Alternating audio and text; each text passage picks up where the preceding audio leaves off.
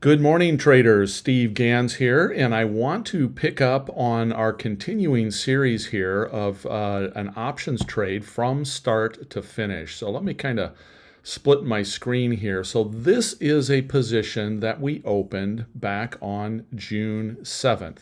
So this is a broken wing all put Condor. At that time, our market, this was June 7th, right here, looking at a chart, our market was at around the 4260 range, somewhere in there. So we would have been right about here, right in the center of our tent. Now, this position was put on, excuse me, in a way that our market had been acting bullish. So the expectation was that it might continue to maybe chop sideways, maybe pull back a little, maybe move up a little bit further because it had chopped sideways a number of days there. Well, as we know, the market exploded essentially from there. So 4260 up to almost 4460. That's a 200-point move in the SPX. That's a massive, massive move. So we have totally exploded from inside the center of our tent to all the way up here. Obviously, that puts this position now down money. It's down about $115. If we roll back our what we call our T0 line to today, we can see where we're at there. If we do nothing at all with this position, it will decay a little bit further and end up in a little higher loss. But there's not a lot of decay that's going to happen on this trade from here. We take a look at our various Greeks. It's going to lose $1.92 a day in theta going forward. Okay, so that's kind of where we're at. Actually, right now it's still positive theta, so this is still mounding up a little bit as we go forward. See how that red line just slightly crept up, but that won't last for long here. Fairly soon, the red line right here is going to start to drop, and that's going to drop down to meet the dashed line, and then you'll be down 155. So there is a little bit more potential loss that could occur in this trade if we do nothing or if our market does not pull back. I mean, the other thing we can do here is we can wait for our market to pull back into our tent. So what we need to do, and what I teach my students, is we adjust these things. Now, nobody expected the market to rip the way it has. That's highly unusual to have that big of an up move in a few days. Certainly it does happen, and it did happen. So what do we do with this trade at that point? Well, there's a lot of different things that you can do, okay? So with options, you can do all sorts of creative plays, creative moves. But what I tend to do is we keep our original premise on that basically we're wanting to now just kind of recenter ourselves over where the market is. Well, we do that by taking this call spread, in this case, and we roll it all the way up to here. So we buy these back. We are going to be buying these back at a loss. We need to know that. And then we're going to be reselling that call spread here above the market. Now, you can do that wherever you want along the way here. And of course, you can make it different widths so that it is, wider or not as wide. You have more risk, less risk in the trade. So we can see this is where I chose to do it, to keep 10 points wide on this. Let me refresh that screen there. And to keep that 10 points wide, to keep us kind of centered in the tent. I mean, now I could still lose, and notice that I did open up upside risk here to this, to this upside. I also do have a little bit more risk to the downside, but that downside is a long ways away at this point.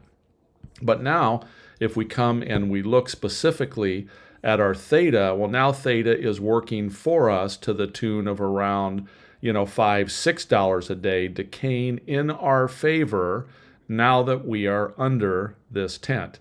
Now, you also notice we don't have near the amount of profitability that is in this trade anymore. Here on the original trade, if it decayed inside the tent, we could have reached about $800 in profitability. Again, I do not carry my trades to expiration, but now you're looking at about $500. But again, this trade went against us, so we had to spend money to close this spread. We reopened this spread, but we're not going to get as much money for it as we lost here. And we can see that. Let's come in and see we got 6 positions here. We're only seeing 4 positions here, but it's showing 6 positions. So here are our current open positions, and we're up $210 in this open position, and we are largely up that $210 because this put spread that we sold down here when the market ripped up, that has decayed significantly in our favor. Had we only had on the put spread, we'd be golden. But again, you don't know which direction the market's going to go. So if you only put on the put spread and the market went down, you could potentially suffer a sizable loss. So this type of options trading, where you're doing butterflies, condors, things like that, is largely considered what's called delta neutral trading, where we're not trying to pick a direction in the market. We're more trying to pick a range in the market and then letting theta decay within that range. So that was our goal here. But now let's look at our close position. So we're up $210 in the legs that we currently have open, but we got $300 in losses on this closed trade that we had to close right here, this call spread, and move it up. So the combined of those does give us our roughly $90. Now this price is floating slightly between these two because this old trade is still basing its price off of these old strikes, where the new one now is pricing off of this. So those will float around a little bit differently because right now they're 2 different trades. I'm just pulling them both up here so that you can see them. And let me show you the process of getting from here to here. I'm not going to actually do it because I want to keep this trade kind of in its original form for reference going back to it. Oh, one other thing to notice here, since it just popped up. See how a couple seconds ago this was down money? Well, the market hasn't quite opened yet. We're 15 minutes before the market opens. When the market has not opened yet, and market makers are in there and they're kind of setting up for the day, they can pull bids, put in asks.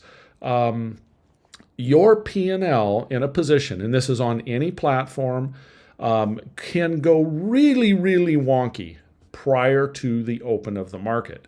And it usually happens in that 15-minute window just prior to the open. And this is not just on SPX, although it probably is more prevalent there, or you'll see those ranges much wider there than you will in other places.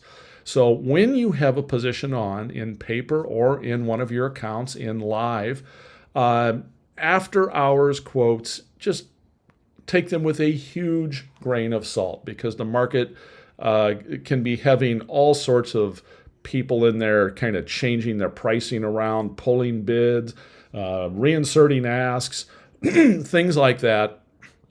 And it has no bearing on the actual market when it opens. But back to what I was going to do here, we've got 4 positions. If I wanted to come in, I would have to come in and close these 2. So I would select the 2 calls that I wanted to close in this particular case. So we can see that we've got the, let's see, that was our 43.20, 43.30. So I can click on this particular position here and I buy it back to close, and it's going to give me the opportunity to put in a specific price there.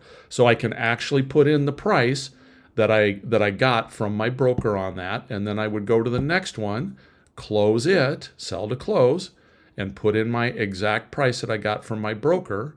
And then I could go establish the 2 new ones here by adding a leg, and I'm going to sell a call at 44.80, and then I'm going to buy, I was up here on, sell a call and then buy a call at 44.90, again, putting in the actual prices that I had gotten from my broker if I happened to have traded it live. And then I would have a new P&L diagram that would look like this. If we scroll this all the way back to today, again, our market is not open right now, so this will not look accurate, because you see right here, it's showing us that we have that roughly $90 profit, which we do not have. This curve will be down in here somewhere at a slightly negative number as the market opens. It will reflect the down roughly $110 or whatever this position had been. And then what we're looking to have happen, of course, is theta decay as time rolls on, and we're in this location here. This should start to have some profitability creep back into it. If, as many people think, our markets are a little frothy and a little oversold where they're overbought where they're currently at, and they sell back a little bit, maybe settle back into this 43.50 range, 43.40 range, somewhere in there. I mean, if that were to, where in the heck did I go here? If that were to happen, I'm not sure where my screen went now. Let's see. Oh, here we are.